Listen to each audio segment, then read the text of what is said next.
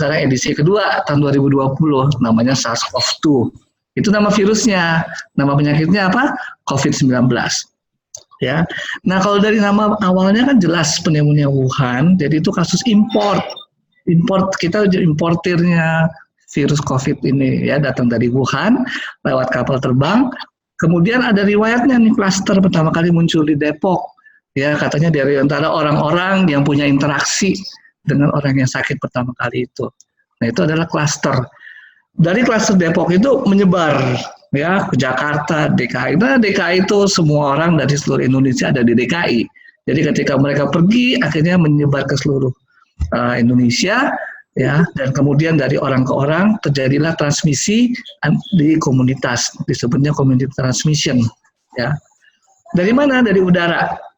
Jadi kalau orang bicara, kalau saya punya virus, bicara begini saja sudah mengeluarkan virus itu. Karena virus itu dompleng di droplet atau dompleng di droplet yang lebih kecil namanya aerosol. Dengan kita bicara, apalagi bersin, apalagi batuk, ya, itu banyak sekali virus yang kemudian dilepaskan oleh orang yang mengandung virus, ya. Diperkuat oleh apa? Angin. Jadi kalau kita ngomong-ngomong seperti ini, ada AC di belakang kita, wah, semburannya lebih jauh, ya. Diperkuat oleh polutan. Kalau udaranya kotor seperti di Jakarta, ya itu ternyata dia dompleng di polutan tersebut menyebar lebih jauh lagi. Kalau ventilasinya jelek juga seperti itu. Kalau pencahayaan jelek juga kumannya lebih tahan hidup di dalam udara melayang-layang. Nah, itu kira-kira sedikit gambaran tentang COVID-19, ya. Dan kita harus waspada. Kita boleh cemas, tapi juga nggak boleh terlalu parno. Tapi harus waspada, ya. Itu bukan penyakit biasa. Kenapa? Karena dalam waktu singkat banyak sekali orang yang sudah tertular.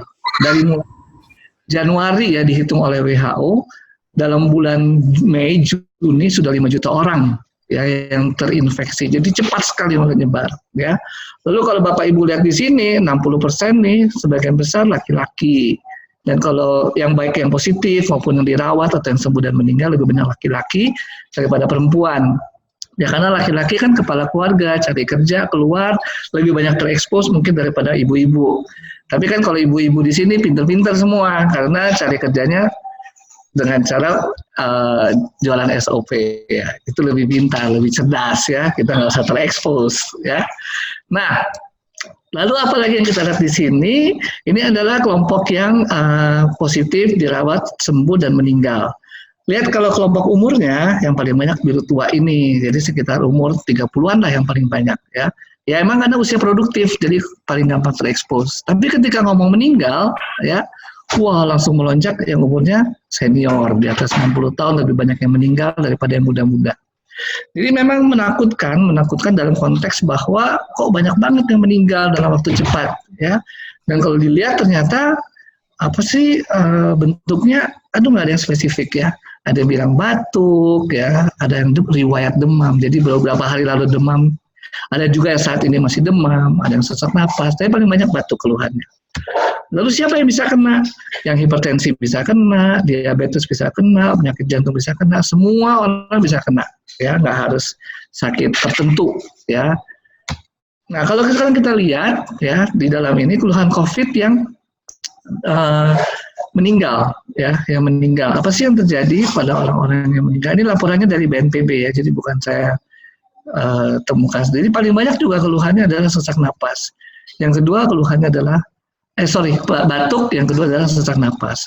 Jadi nggak ada keluhan-keluhan yang sangat spesifik, ya.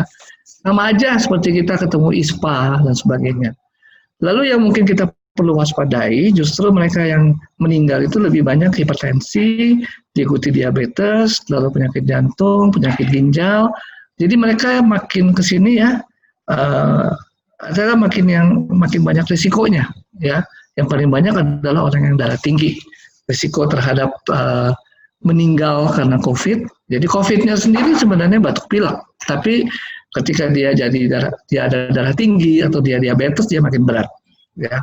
Dan kemudian risiko meninggalnya lebih tinggi. Nah, semua penyakit ini nih, ya, Anda lihat yang ditemukan kanker, ada penyakit hati. Jadi nggak boleh sakit hati, ya, karena sakit hati cepat meninggal katanya, ya.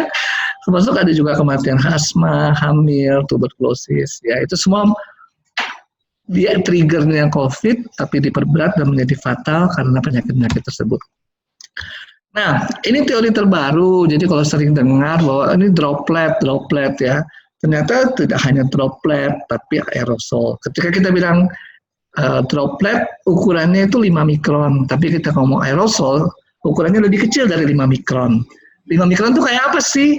Itu sama seperti 1 meter dibagi 1 milimeter dibagi 1000. 1 milimeter kecil kan? Dibagi 1000, sekecil itu kira-kira. 5 mikron, kurang dari 5 mikron, itu ukuran aerosol. Ya.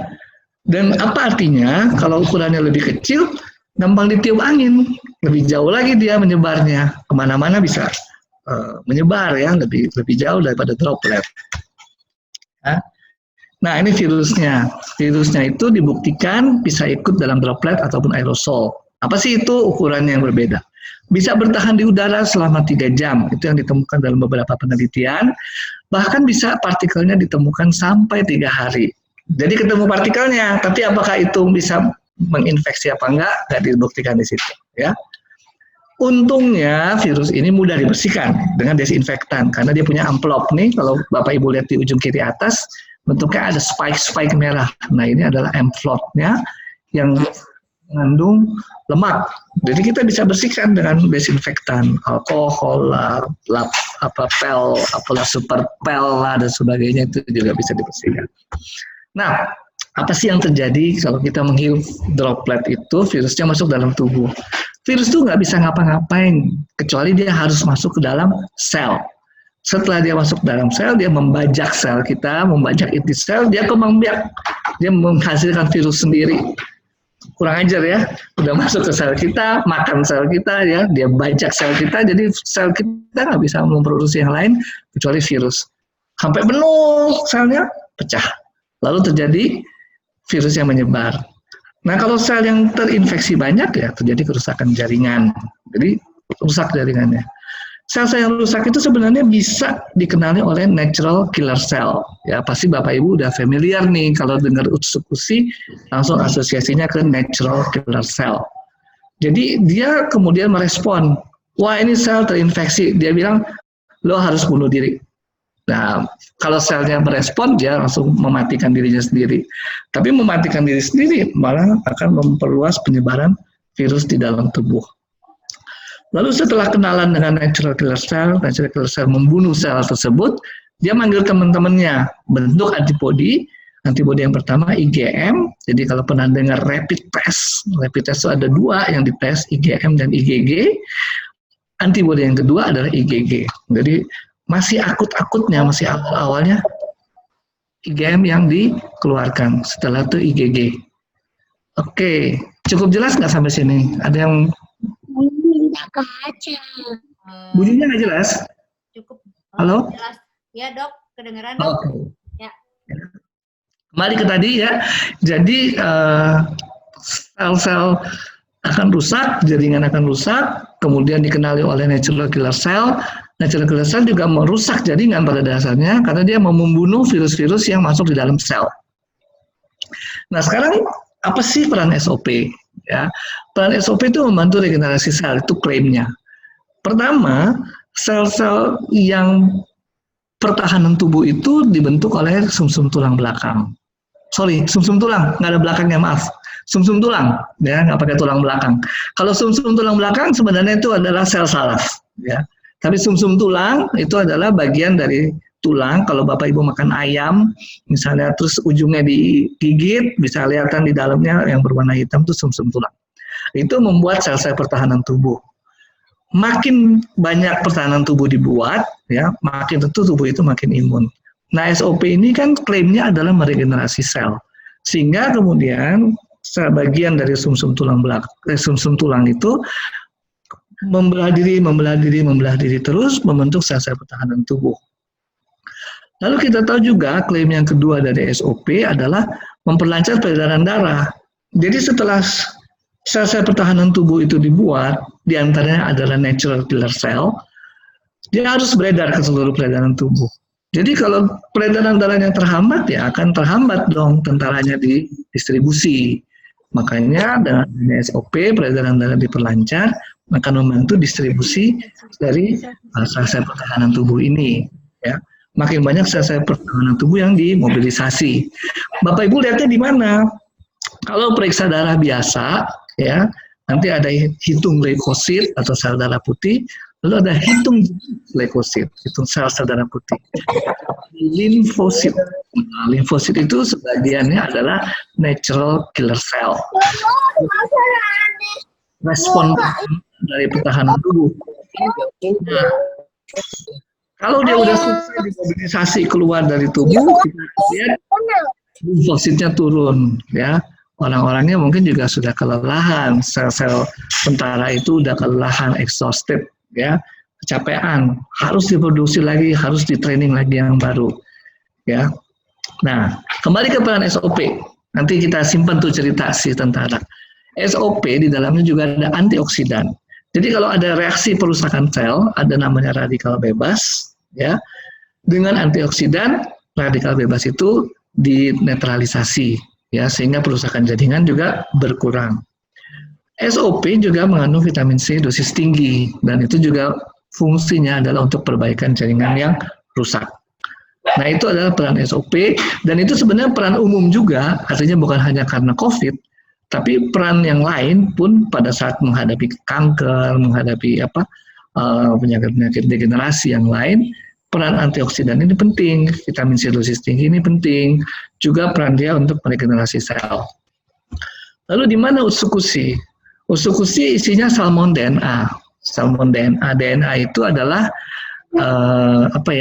fotokopinya, alat untuk memfotokopi itu sel-sel kita. Jadi kalau kita punya mesin fotokopi, kira-kira DNA untuk mengkopi itu. Nah, sel-sel tubuh kita harus dikopi sesuai dengan DNA itu. Kenapa? Supaya hasilnya sama. Bukan jadi sel kanker, bukan jadi sel penyakit yang lain. Itu kira-kira DNA. Nah, ketika tubuh mau meregenerasi sel, perlu dong DNA. Nah, itu didapat dari salmon DNA. Itu didapat dari utsukushi. Nah, apa sih yang diregenerasi tadi? Saya ulangi lagi, adalah sel-sel pertahanan tubuh yang diproduksi sumsum tulang. Jadi dia diproduksi, dia berjalan keluar, nggak bisa langsung suruh perang. Perlu ada latihan. Sama kayak tentara kita, lulus dari akademi, latihan dulu dong, nggak bisa langsung suruh perang. Ya, perangnya adalah dengan probiotik. Probiotik itu ada di dalam produk utsukushi, menjadi sparring partner bagi sel-sel muda yang dibuat dari sumsum tulang. Di mana? Di usus. Usus kita ini bagian yang paling full, ya, dengan segala macam dunia luar. Mau kuman, mau virus, mau jamur, ada semua di situ. Nah, disitulah kira-kira tempat berperang, latihan perang dari sel-sel natural killer cell yang kemudian bisa membantu meningkatkan imunitas tubuh. Oke. Nah, itu seringkat sel, ya. Secara umum, ya, bagaimana sih sebenarnya si pasien juga harus happy. Kalau dia nggak happy, dia menganggap dirinya akan sakit, akan kemudian ini, ya. Jadi psikis kita tuh penting, ya, penting sekali karena itu endorfin. Endorfin itu hormon kebahagiaan, hormon happy. Ya. Kotak tuh baca tuh kotak nama. Dia harus meningkat, ya.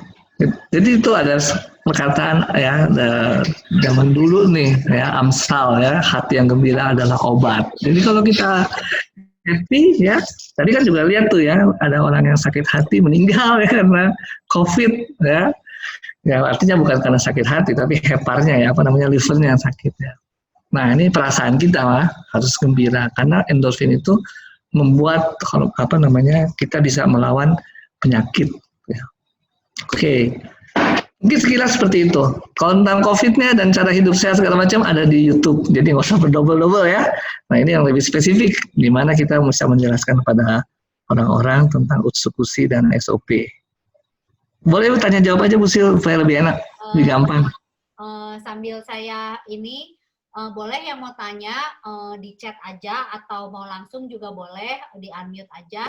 Sambil saya mau nanya nih Dok, sekarang kan katanya kemarin ada berita tentang ini ya Dok ya, obat COVID sudah ditemukan katanya, konon katanya. Tapi itu kan apa sih? Salah satunya tuh katanya dari stem cell, ya. Ada dua jenis nih, Dok. Satu NK cell, kemudian satunya HSNC cell ya. Nah, boleh diterangin nggak sih, Dok? Maksudnya itu apa ya, Dok? Stem cell apa yang ditemuin sama salah satu universitas di Surabaya, di UNER ya, Dok? Mungkin dokter dengar juga nggak? Dengar kalau yang di UNER, tapi yang saya dengar kombinasi obat ya, bukan stem cell ya. Kalau dibilang ada NK cell, tadi ya, NK cell, coba saya sambil browsing juga ya. Karena yang saya tangkap beritanya kombinasi obat aja sih. Ya kemarin saya dengar berita itu, Dok. Jadi katanya salah satu terapinya tuh pakai stem cell, jenisnya satunya tuh namanya NK cell, satunya saya lupa lah HS apa gitu depannya. Nah, cuman itu mengeliminate si COVID itu yang satu dalam jangka waktu 24 jam. Bisa eliminate si virusnya. Kalau yang NK cell tuh 72 gitu. Cuman saya nggak tahu sih, ini kan masih, ini ya Dok ya, masih dalam research sekali ya, kurang lebih kayak gitu Dok. Ya. Sama satu lagi nih Dok, obat yang sekarang lagi happening banget, dianggap murah dan bisa menyembuhkan orang COVID yang sudah parah. Dexamethasone, Dok. Nah, gimana nih, Dok? Oke. Ini sampai saya coba lihat-lihat juga nih ya, si UNER ketemu apa. Jadi memang masih fase riset ya, cuma memang secara riset kita bisa buktikan, tapi kalau tadi NK cell sama sih dengan peran yang tadi saya bilang NK cell ya. Utsukushi juga membantu pematangan NK cell tadi. Itu klaim dari fungsi dari Utsukushi. Dan Utsukushi ini kan memang tujuannya mengenali pertama ada sel-sel yang rusak, sel-sel yang mengalami infeksi. Itu tujuannya si Utsukushi ya. Tujuannya si NK cell, maaf. Kemudian kalau stem cell yang lain ini memang saya lagi cari, ini saya belum sempat mempelajari, tapi ditulis di sini di bisnis Indonesia nih, ya UNER menemukan dalam 72 jam ya. Dia tuh sebetulnya mau cari duit, tapi dia 24 dan natural killer cell juga sih, masih natural killer cell. Itu yang dari stem cellnya UNER. Jadi UNER itu dari stem cell dikembangkan untuk membentuk natural killer cell, kemudian itu yang kayaknya dipakai untuk melawan. Dia ada sesuatu lagi. Ya tawarin lah. Itu udah kebaca. Sorry. Saya boleh minta tolong yang nggak bicara boleh di-mute saya. Kalau ada orang luar, Tapi kalau ada di sini, dia nggak berani. Kalau pada dia nggak berani dia begitu. Karena ini mereka nggak tahu. Oke, Dok. Saya mute dulu semua. Oke, lanjut ya. Ya. Dok, mungkin sambil nunggu pertanyaan yang lain nih, Dok. Ya berarti memang itu kan masih dalam penelitian lah ya istilahnya, karena kalau kita lihat untuk vaksin sendiri pun memakan waktu paling cepat katanya 2 tahun, bener ya Dok ya? Iya, karena mesti dibuktikan dia mencegahnya kan, bukan cuma sekedar menemukan proteinnya. Kalau proteinnya langsung bisa ketemu.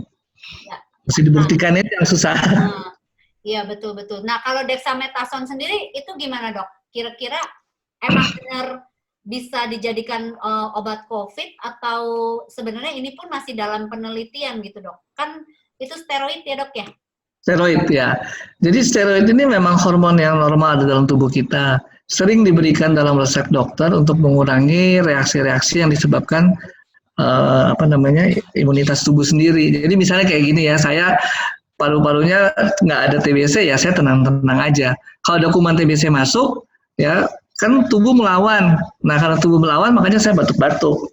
Tapi kalau contohnya orang HIV terus TBC, karena daya tahan tubuhnya nggak bagus, dia nggak batuk-batuk gitu, karena daya tahan tubuhnya nggak bagus. Nah si steroid ini, dexamethasone salah satunya adalah tugasnya menekan reaksi imun. Kenapa? Karena kenapa dipakai di COVID? Karena ada juga reaksi imun yang berlebihan yang membuat orang jadi sesak. karena maunya melawan virus, akibatnya banyak sekali jaringan yang dihancurkan oleh si natural killer cell, sehingga kemudian mau ditekan dengan dexamethasone. Tapi bukan spesifik melawan COVID ya, karena virus penyebabnya. Virus itu sendiri sebenarnya daya tahan tubuh sendiri yang melawan si natural killer cell dan antibodi-antibodi yang dibentuk. Gitu kira-kira. Oke. Ini ada pertanyaan nih, Dok. Ya. Jadi dengan SOP ini artinya mencegah kita tidak tertular COVID-19 atau bisa tertular tapi mencegah supaya tidak berkembang menjadi sakit. Nah, boleh dijawab, Dok. Nah, itu kalau ditanya penelitian saya nggak tahu ya, karena nggak ada bukti penelitiannya. Saya punya testimoni jelas. Ya. Jadi ada kalau testimoni itu bahwa testimoninya sangat clear ya, maksudnya ya sebenarnya nggak begitu menyenangkan, tapi itu di keluarga saya sendiri ya. Jadi ibu saya tuh rajin dengan SOP, dia ya kan kalau bapak saya kena COVID juga sih, ya sudah pass away gitu. Tapi ibu saya aman, dia rajin. Kalau ditanya kenapa, yang membedakan hanya SOP sih waktu itu ya. Yang membedakan karena ibu saya rajin minum SOP, bapak saya enggak. Cuma itu sih yang membedakan tuh testimoni aja sih ya. Tapi apakah ada risetnya? Kalau saya bilang secara logika, SOP itu menolongnya karena tadi melalui dia mendorong pembentukan banyak sel-sel imunitas kita ya, kan dia meregenerasi sel. Terus apakah mencegah tertular? Enggak, dia nggak mencegah tertular. Tapi kalau kita tertular, kita punya daya tahan tubuh, kita udah siap gitu. Jadi nggak terjadi penyakitnya, nggak berkembang penyakitnya. Ya itu pengalaman sih juga, Bu Sil. Kebetulan teman-teman ya kita tuh juga baru ada berita duka ya. Jadi papahnya Dr. Trevino ini juga baru aja pass away karena COVID-19 ya, Dok ya. Iya. Gitu. Nah ini ada pertanyaan lagi nih, Dok. Jadi SOP itu satu sasetnya berapa mili? Ini kayaknya udah pernah jawab ya, 3 mg SOP itu. Kalau dibilang 300, terus kalau minum sehari 4 selama sebulan, apa nggak kebanyakan vitamin C? Terus kenapa nggak tertulis miligram di saset atau di boxnya? Ini sih produk. Kayaknya ada di boxnya. Kayaknya ada kan di boxnya ya, miligramnya. Saya lupa, Dok. Kalau nggak salah saya ingat, makanya saya bisa bilang isinya SOP ada ini, ada vitamin C, ada glutathione, itu miligramnya kalau nggak salah ada sih. Tapi coba nanti saya cek lagi. Bisa kebanyakan nggak, Dok, katanya kalau sehari minum 4 gitu? Kan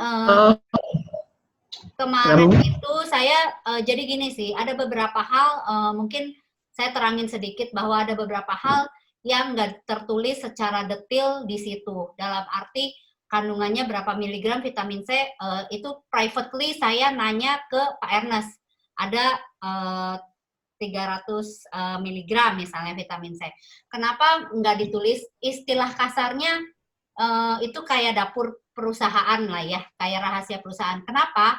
Karena beberapa aja bahkan saat ini sudah banyak yang niru. Bahkan dokter nggak tahu, tahu nggak? Uji klinis kita di copy paste, Dok, sama perusahaan lain. Yang Jepang punya, ya. Cuma diganti namanya, gitu. Kreatif ya orang Indonesia, Dok. Jadi hal-hal itu sudah terjadi, bahkan di copy paste, uji klinisnya di copy paste. Jadi ada beberapa hal secara detail kita tidak mencantumkan itu sih sebenarnya, gitu. Tapi kalau semua untuk BPOM sih biasanya jelas ya, Dok ya, betul ya, kayak gitu biasanya mereka harus tahu gitu. Karena BPOM itu setahu saya sekarang kerjasama dengan Kabid Narkoba Saraswanti ya, Dok ya, betul ya? Iya. Nah, jadi ada beberapa hal yang memang kita nggak cantumin secara detail ya, karena itu sih alasannya. Jadi ada beberapa hal istilahnya rahasia perusahaan ya, yang nggak bisa dikeluarkan begitu aja. Nah, mungkin semoga jelas ya. Nah, ada pertanyaan lagi nih, Dok. Kalau terkena COVID, rekomendasi dosis konsumsi SOP dengan uji-kusinya nih kira-kira berapa, Dok? Kalau saya tetap, karena ini sifatnya nutrisi, jadi kalau saya bilang dosis itu nanti baru konotasinya itu obat ya. Jadi ini adalah nutrisi dan tujuannya apa tadi? Memperkuat imunitas tubuh kita. Jadi kita start aja seperti yang direkomendasikan oleh perusahaannya sendiri, yaitu dengan 2 saset per hari, baik Utsukushi maupun si SOP. Lalu kalau saya pasti menganjurkan begini, kalau 2 saset sehari terus Bapak Ibu merasa tidak ada masalah, oke, malah jadi tidurnya lebih enak, silahkan ditingkatkan. Karena ini sifatnya nutrisi, jadi kalau kita makan lebih banyak pun nggak masalah, ya. Tapi kalau mengenai vitamin C, nah, vitamin C ini larut dalam air. Jadi kalau kita mengurangi air dalam tanda kutip, ketika kita mengkonsumsi, tentu kita mengharapkan serapannya lebih banyak ya. Memang yang lebih dianjurkan kan di bawah lidah, ya, terus kita kayak diemut aja gitu. Karena kalau kita masukkan ke dalam lambung, terus kita minum, ya, dia hanyut mungkin nanti sisa-sisanya, yang keserap jadi lebih sedikit. Tapi kalau disebut berbahaya sih, enggak, malah ada penelitian lain kalau kita mengalami kerusakan jaringan mungkin harus minum sampai 4 gram. Jadi 4.000 miligram ya vitamin C. Ada yang bilang seperti itu bahkan yang bilang sampai 8.000 miligram. Ada pokoknya tapi ya masih bervariasi ya karena masih dalam penelitian. Oke, mungkin bisa menjawab ya. Ya. Cukup dok, thank you. Mungkin kalau yang dari saya tambahin sedikit nih dok, beberapa kasus COVID ini kebetulan beberapa teman saya juga di Bandung banyak yang kena, ada sekitar 10-11 orang. Dosisnya itu minimal sih 1 SOP, 1 UTSU itu minimal. Tapi kalau yang beberapa juga ada yang kayak maksudnya mungkin sesak napas atau apa, saya nggak tahu keluhan secara detailnya. Mereka ada beberapa juga yang kehilangan kayak penciuman maupun perasanya. Nah, itu sempat saya suruh dia minum SOP-nya 2, UTSU-nya 2. Jadi 4 gitu, dok. Nah, memang dia bilang agak maksudnya lebih cepat recovery. Dan ternyata orang yang COVID itu, dok, bisa swab itu dia nggak langsung negatif ya. Maksudnya bisa positifnya itu bisa sampai 8 kali, dok. Nah, kalau kayak gitu gimana, dok? 8 kali swab positif terus, dok? Iya. Kembali ke tadi kan, kalau fungsi SOP sama UTSU kan meningkatkan daya tahan tubuh kita. Kalau itu tidak dikombinasi dengan gizi yang cukup, ya, regenerasinya juga nggak berjalan cepat, nggak berjalan lancar. Jadi tetap perlu protein, karena kan bahan bakunya protein juga untuk membelah sel. Terus kalau kita nggak sediakan cukup bahan baku, ya susah ya. Nah kalau ditanya kadang-kadang susah ya bilang, oh ya makannya bagus. Padahal kalau kebanyakan orang nih, kalau batuk pilek, kemudian penciumannya, menghidunya itu kurang, kan nafsu makan juga turun ya. Tapi karena nggak mau ngaku gitu ya. Nah itu yang penting di situ. Jadi penyediaan protein juga cukup, karena itu juga untuk bahan baku ya. Untuk ini, dan kemudian yang lain vitamin C sebenarnya membantu ya yang ada dalam SOP, dan kalau mau ditambah lagi ya vitamin D itu ya berjemur ya. Oke. Ada lagi nih dok pertanyaan ya, untuk balita 4 tahun boleh nggak sih dikasih SOP atau UTSU? Nah dosisnya gimana baiknya kalau untuk anak-anak, dok? Oke.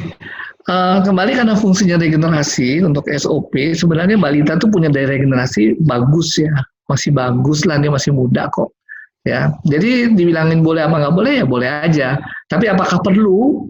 Nah kita lihat case-nya ya, nggak bisa saya bilang oh perlu, oh nggak perlu, nggak bisa, nanti Bapak Ibu salah nangkep.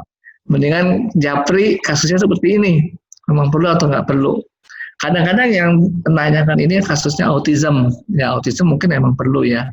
Makanya kalau ditanya apakah balita perlu apa nggak perlu, saya nggak mau jawab, nanti salah nangkep ya. Mendingan dijapri kasusnya apa. Tapi secara umum balita itu meregenerasi diri cukup baik ya.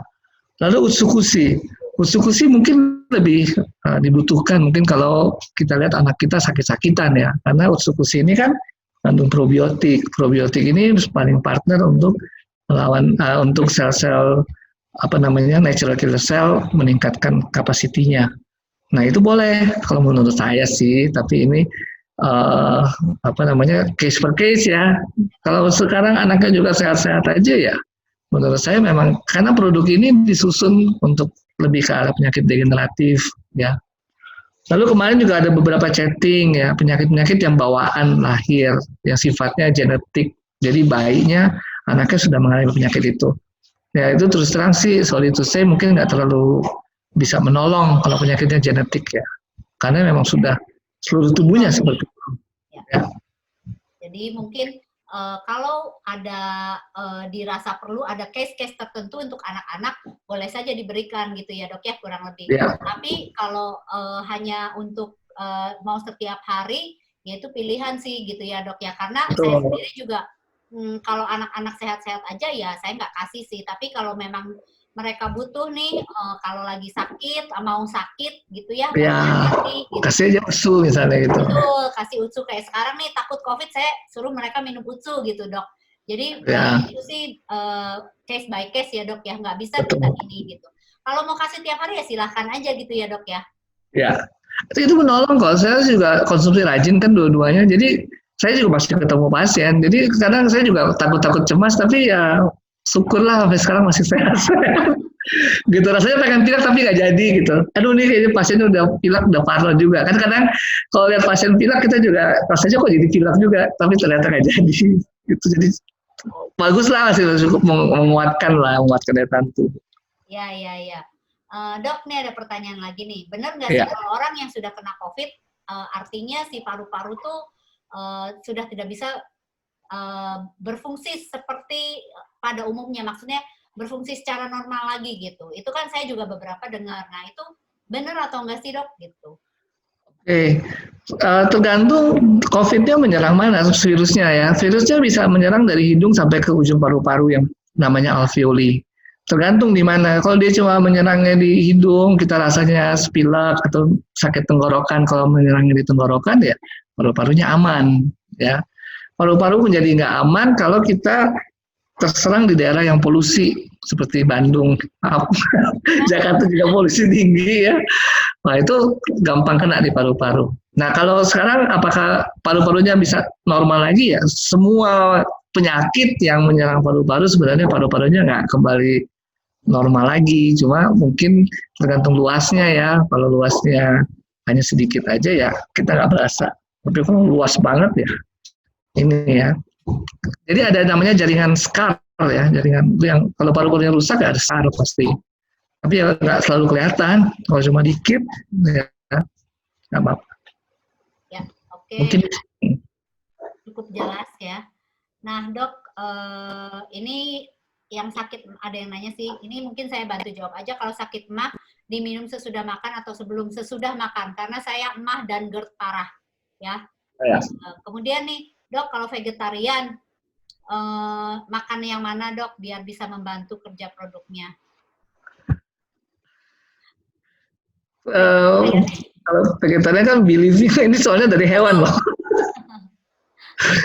Ya, tapi kan ada vegetarian yang makan telur. Ya, karena aliran vegetarian tuh banyak banget masalahnya. Betul, ini telurnya nih, tapi bukan telurnya juga, membran dari telur dari ovarium, bukan telur juga sih.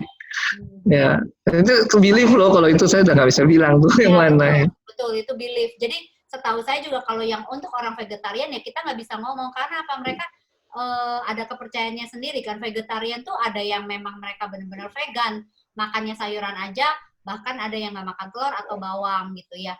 Tapi kan balik lagi, setahu saya juga ada beberapa, kalau yang katanya untuk pengobatan itu diizinkan. Tapi balik lagi saya nggak berani ngomong, kita di sini nggak berani ngomong karena balik lagi itu belief ya dok ya, kepercayaan mereka. Betul. Jadi no comment dulu ya dok ya. Gitu. Okay. Nah, ada lagi nih dok pertanyaan. Apakah SOP bisa menolong untuk Alzheimer dok? Secara teoritis ya, karena Alzheimer ini kan juga degeneratif. Jadi penyakit degeneratif sebenarnya bisa dibantu oleh SOP. Termasuk juga dulu yang dokter-dokter berpikir saraf tidak bisa meregenerasi diri, sekarang ternyata ada daya saraf untuk meregenerasi diri.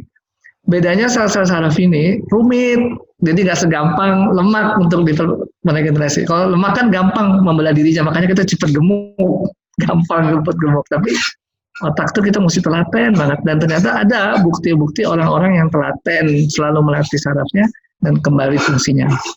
Kan mesti telaten ya, mesti rajin, mesti sabar. Ya, oke. Cukup menjawab ya. Ada lagi nih dok pertanyaan, banyak nih dok. Dok mau tanya, Seru COVID nih. kan satu-satunya untuk kuatin imun. Nah, temanku minat banget sama UTSU, tapi dia tuh autoimun, persis kayak Asanti. Dan dokter dia larang jangan minum suplemen apapun yang istilahnya membangkitkan sistem imunnya gitu kan. Karena kan orang autoimun, imunnya dia menyerang badannya sendiri gitu kan dok. Nah, di satu sisi dia takut juga karena wilayah tempat dia termasuk red zone. Nah, tapi nggak dikasih juga sama dokternya dia minum produk ini. Ini anaknya udah mau bablas minum, lebih baik dikasih SOP atau UTSU karena autoimun gitu dok. Oke. Saya jelaskan sedikit dulu ya. Klaim yang dibilang dari Utsukushi yang ditulis di dalam fungsi klaim fungsi ya, seperti dibilang paten manfaat dok. Paten manfaat, ya ampun, kan tulalit juga nih, udah mulai permanent head damage. PhD ya dok.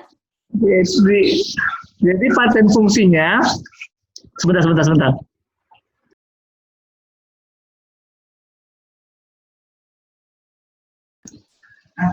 Oke, paten fungsinya kan tadi tentang leukosit sebenarnya. Jadi kalau dibaca benar, dia meningkatkan leukosit pada leukopenia. Itu yang ditulis. Jadi leukosit itu sel-sel darah putih pada penderita leukopenia, penderita yang kekurangan sel-sel darah putih. Itu yang ditulis loh, ya. Autoimun, penyakit antibodi tubuh melawan dirinya sendiri. Itu dua hal yang berbeda nih, ya. Meningkatkan jumlah leukosit, ya, itu UTSU ya, saya ngomong UTSU, itu berbeda dengan adanya antibodi yang melawan tubuh kita sendiri. Cuma ini jadi debat banget nih oleh orang-orang autoimun dan komunitas autoimun, ya. Tapi saya tahu karena saya terlibat di dalamnya perdebatan itu, ya. Adalah bukan masalah sainsnya nih, perdebatannya lebih urusannya personal daripada sains, ya. Jadi mungkin ya sekarang tergantung dari Bapak Ibu juga, ya. Karena yang diklaim oleh si produk itu adalah meningkatkan jumlah sel darah putih pada penderita yang kekurangan sel-sel darah putih. Gitu yang ditulis, ya. Nah, sekarang mau tanya better mana nih? Ya kalau safe for safe ya SOP aja. SOP karena SOP meregenerasi sel, termasuk meregenerasi sumsum tulang sehingga bisa menghasilkan sel-sel darah putih. Safe for safe ya, tapi sebenarnya secara ini juga si Utsukushi ini nggak terbukti. Buktinya Asanti berani testimoni, ya. Dan itu kan juga dia kalau testimoni kan dia nggak boleh bohong-bohong dong. Namanya dia sendiri yang kena ntar kalau dia bohong, ya. Dan itu deh kalau saya bisa komentar kayak gitu. Oke, thank you dok. Mungkin harusnya ini menjadi jawaban juga buat orang-orang autoimun yang takut nih ya konsumsi Utsukushi ya dok. Betul, iya. Lagi pilihan karena sebenarnya kayak it has nothing to do gitu ya dok, yang nggak ada hubungannya sebenarnya dok ya. Betul. Kalau mau nih Japri juga sama saya, kita konsultasi ya, kita kuat-kuatan. Tapi diam-diam. Dokter ini kemarin ada sempat ini ya dok ya, rame gitu bahwa rame. Dan urusannya urusan personal banget, bukan urusan bahwa ini produknya nggak bagus. Ya, betul. Ada kepentingan lain di balik itu ya dok ya. Betul, exactly. Ya, kita juga nggak bisa lacak tuh gimana tuh. Betul. Jadi ada politiknya sedikit ya dok ya. Ada politiknya. Betul. Based on science-nya itu nggak ada sebenarnya ya dok ya. Iya, dan itu juga sudah kami klarifikasi dengan yang tokoh pentolannya autoimun. Itu begini nih. Ya tapi ya begitu deh. Rahasia. Saya tahu dok. Oke, mungkin cukup ya, pertanyaannya cukup menjawab. Nah, kalau tipes nih dok, anak tipes umur 4 tahun, nah baiknya dikasih SOP atau UTSU, terus dosisnya berapa? Oke, kalau lihat klaimnya tadi bahwa Utsukushi meningkatkan jumlah sel darah putih pada penderita leukopenia. Leukopenia itu sel darah putih kurang dalam darah, ya. Mendingan kasih UTSU. Kenapa? Karena klaimnya seperti itu ya. Kalau orang demam tifoid, tifus, itu biasanya leukositnya emang turun. Nah itu dikasih dosisnya berapa ya? 1 saset aja dulu kan masih anak-anak ya. Kalau udah dewasa kan anjurannya 2 saset per hari. Tapi ini kan mungkin berat badannya nggak sama dengan orang dewasa ya. 4 tahun paling mesti berapa kilo ya? 15 kilo mungkin. 1 aja juga cukup. Gitu. Ini juga tadi ada pertanyaan sama ya. Ya. Anak 4 tahun. Jadi tadi udah menjawab ya, SOP itu boleh 1 ya dok ya. Ya. Pertanyaannya selanjutnya nih dok, kalau untuk anak 11 tahun berjerawat baiknya apa dok? Ya. Baiknya SOP. SOP ini kan ini ya, regenerasi kulit. Nah itu kalau ke sana kalau SOP.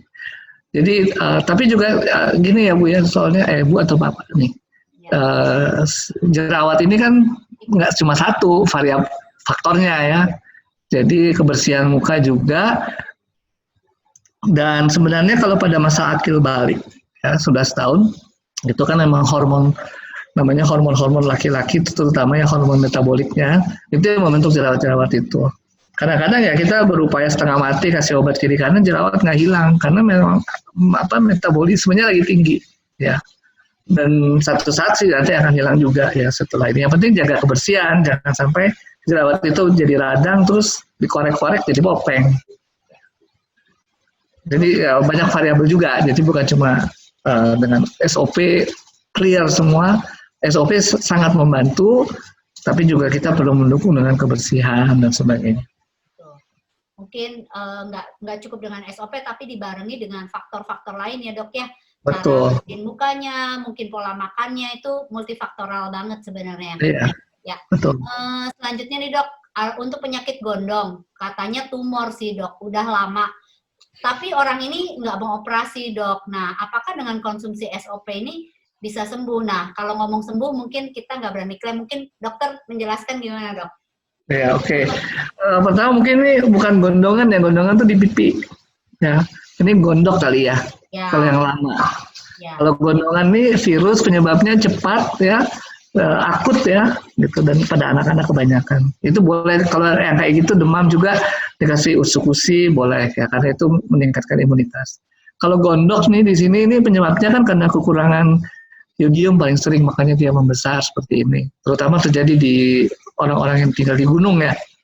Nah itu memang ada kasus-kasus yang sifatnya operatif ya harus diselesaikan dengan bedah. Nggak bisa semuanya diselesaikan dengan minum SOP atau ini. Tapi kalau ditanya bisa membantu, jawabannya bisa. Kenapa kalau kita operasi atau apakah ada jaringan yang rusak? Nah jaringan itu kan perlu diregenerasi. Nah disitulah perannya si SOP maupun perannya si usukusi. Tapi dia bukan mengecilkan, karena dia nggak. Kalau dia misalnya mengecilkan, dari dulu orang udah mengandalkan natural killer cell untuk mengecilkan gondok. Tapi kan enggak, ya. Tetap harus dioperasi atau apa. Ya itu mungkin yang bisa saya bantu. Tapi pada dasarnya sih dia nggak akan berbahaya kecuali si orang itu jadi tremor, jadi apa ya.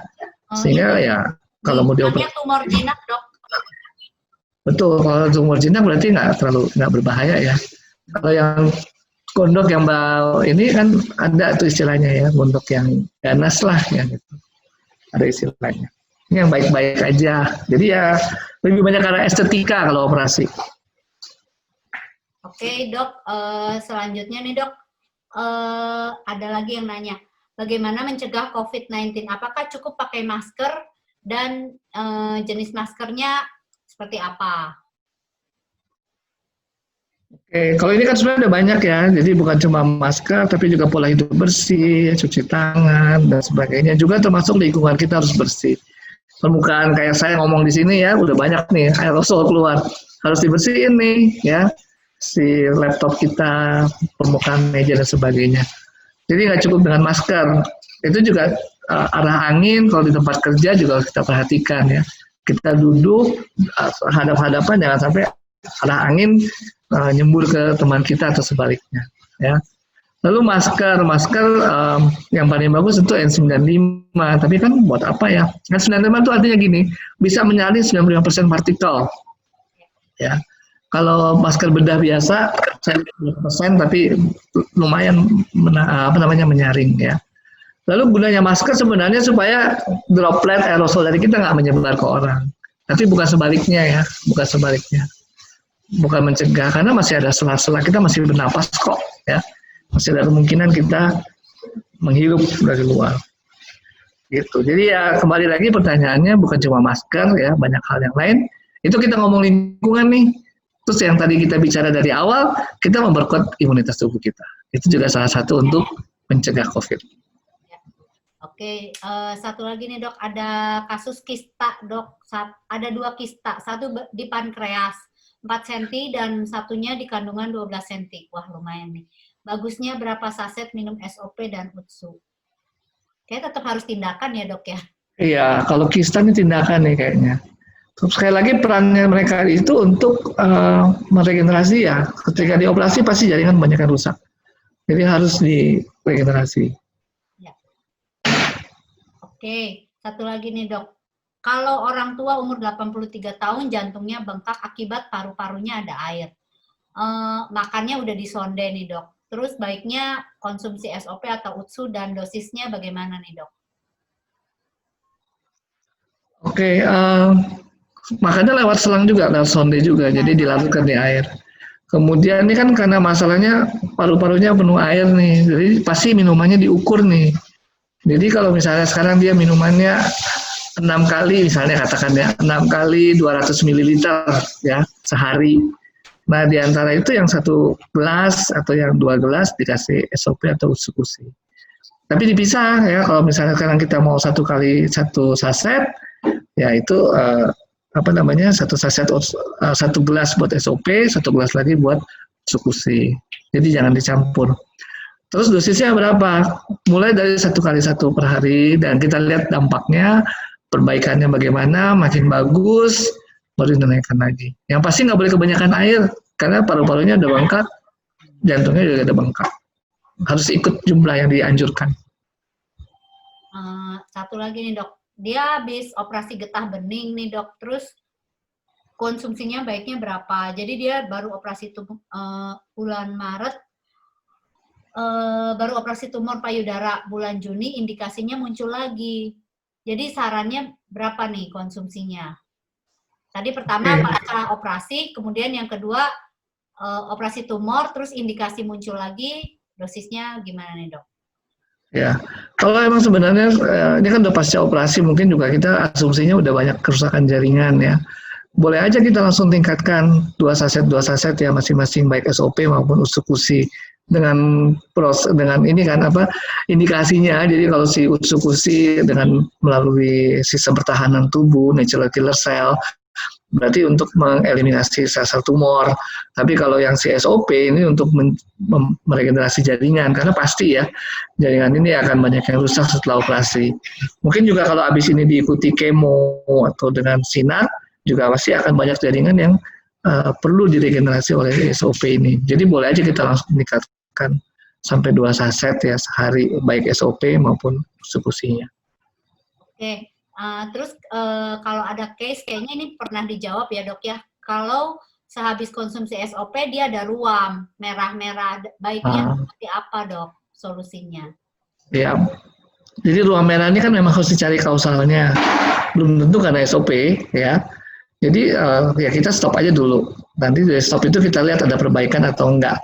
Misalnya ternyata ada perbaikan ya tanpa kita tahu apa penyebabnya, kita pelan-pelan masukin lagi 1 saset dulu. 1 saset, ada perbaikan apa enggak. Saya juga pengalaman sih ya, waktu awal minum SOP, langsung ruam tuh muncul. Dan itu orang awam kadang ngambil istilahnya lagi detox gitu ya. Ya sebenarnya sih ya emang mungkin reaksi awalnya, nanti setelah itu akan terjadi perbaikan.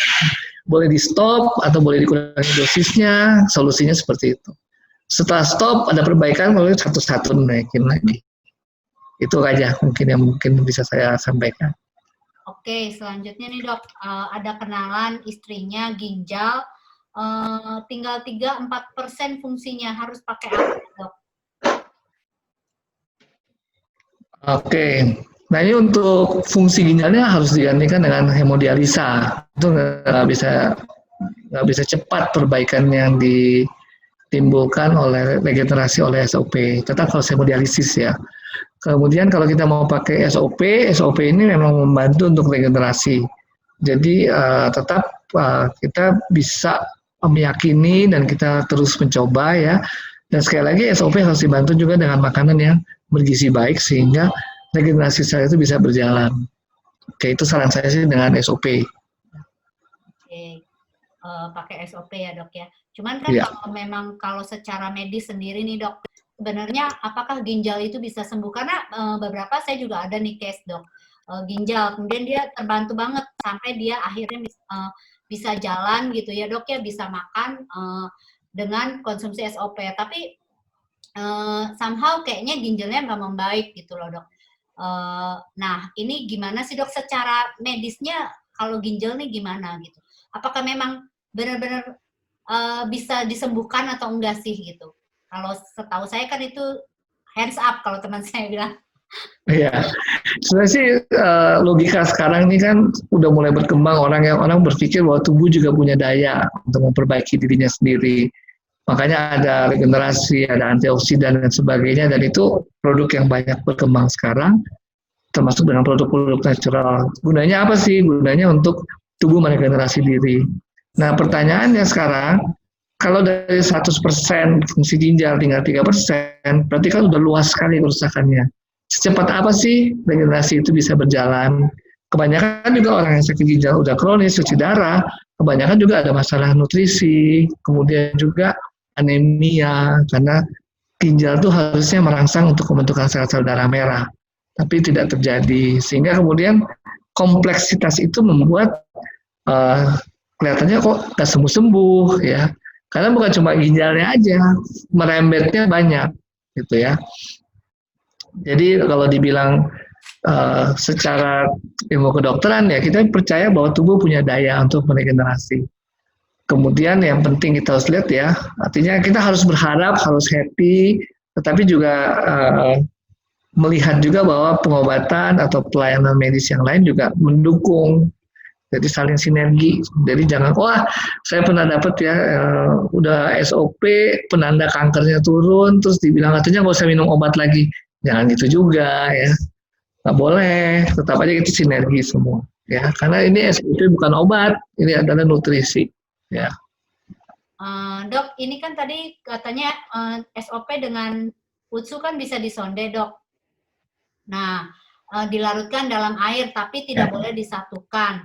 Nah, minumnya ini dipisah atau pakai jeda waktu nih dok? Bisa masing-masing. Pakai jeda waktu ya. Ya, pakai jeda waktu, dan sonde kan juga biasanya susu ya yang dikasih. Jadi juga jangan dikasih berdekatan dengan susu, nanti diserap sama susunya aja.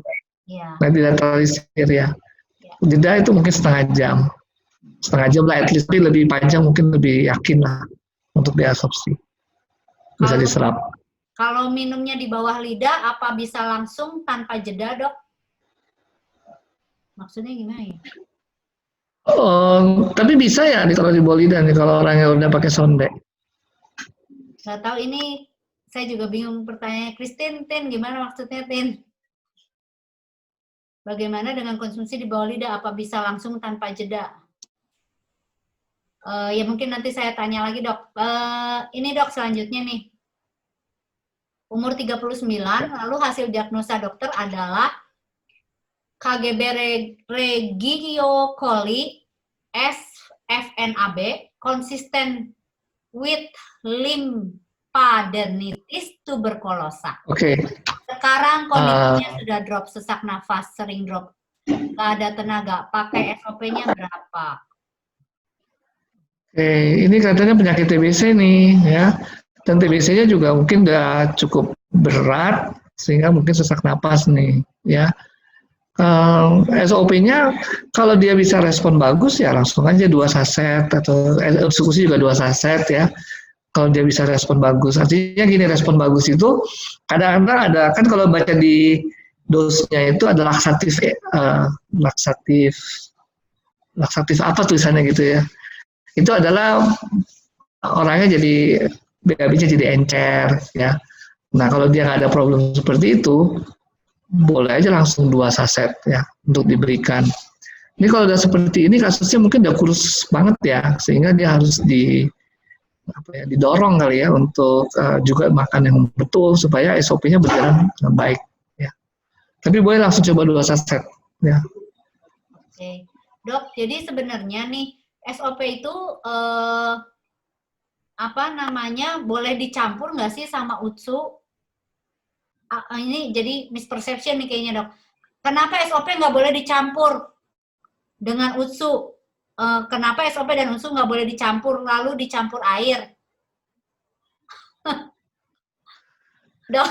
Ini kayaknya mesti yang jawab ahli farmasi nih. Pasti ada masalah. Ya artinya masalah dalam ini bukan masalah, artinya apa ya? Ada kiat-kiatnya lah kenapa disuruhnya makan satu-satu ya. Karena farmasi yang lebih tahu dia berhubungan dengan penyerapan dan sebagainya. Mungkin ya yang lebih bisa jawab nih kenapa boleh dicampur.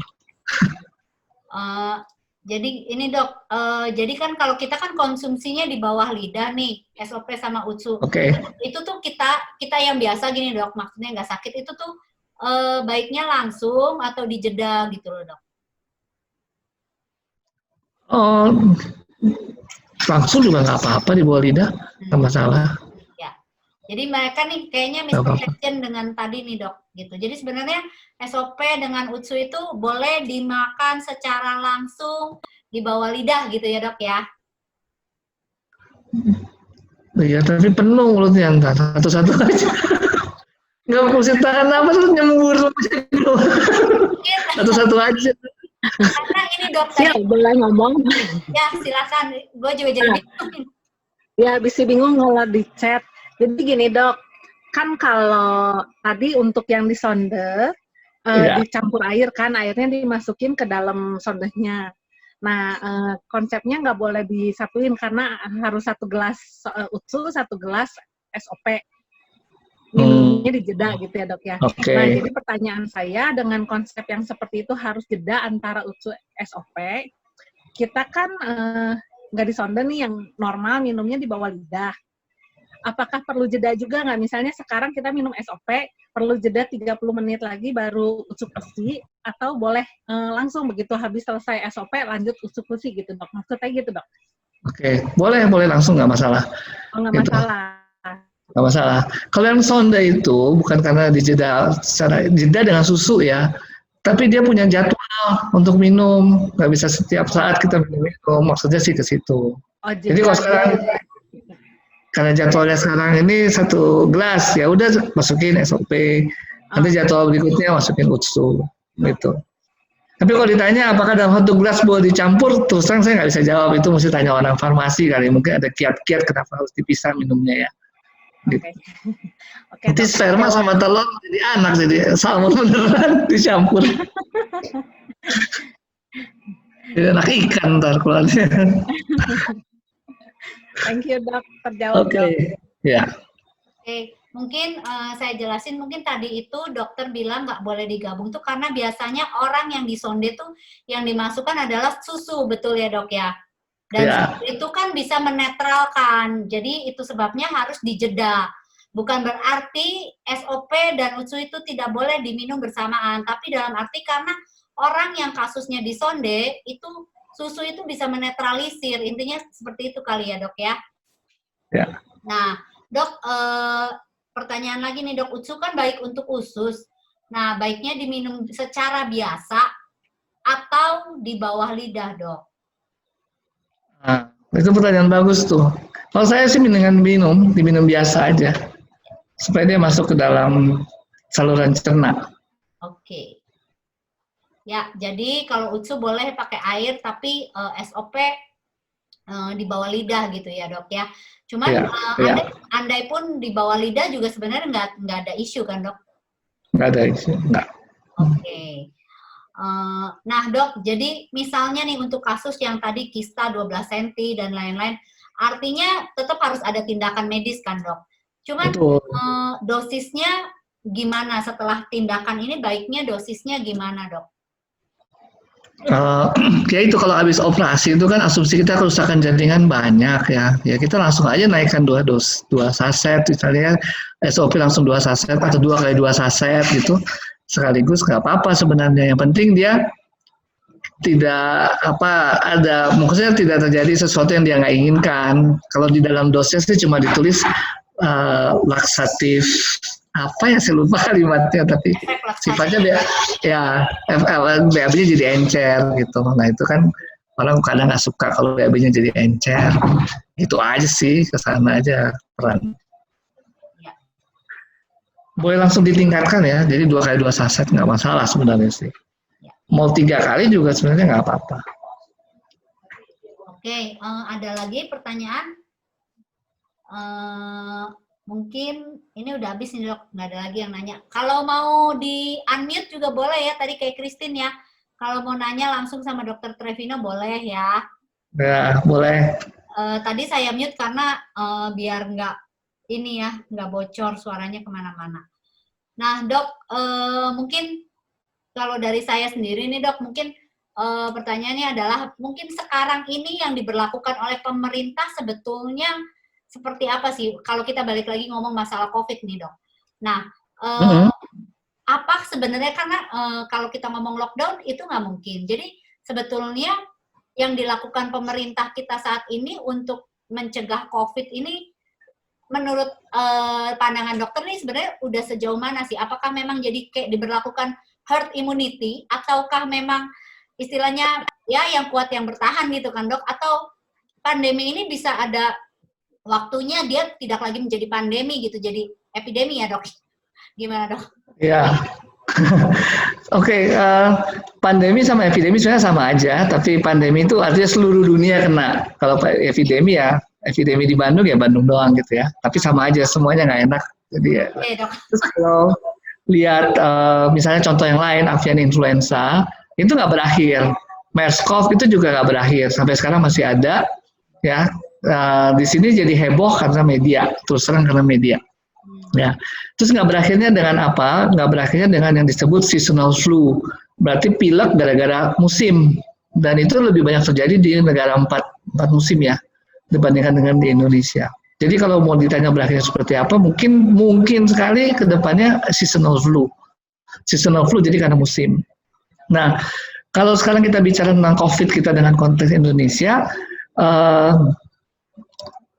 pertanyaan tadi kalau yang saya lihat, meskipun pemerintah nggak menyatakan dengan dengan terus terang, tapi kan dengan membolehkan orang beraktivitas, bekerja lagi dan sebagainya, yang mau didorong memang herd immunity tadi. Herd immunity itu artinya kekebalan secara kelompok ya, gitu. Jadi makin banyak orang berkenalan dengan virus itu, makin banyak orang yang punya daya tahan sebenarnya. Justru itulah peran pentingnya sekarang kita mengkonsumsi kedua produk ini. Kenapa? Dengan demikian kita meningkatkan imunitas kita, kesiapan kita, ya, kena virusnya, kita antibodi kita siap, ya.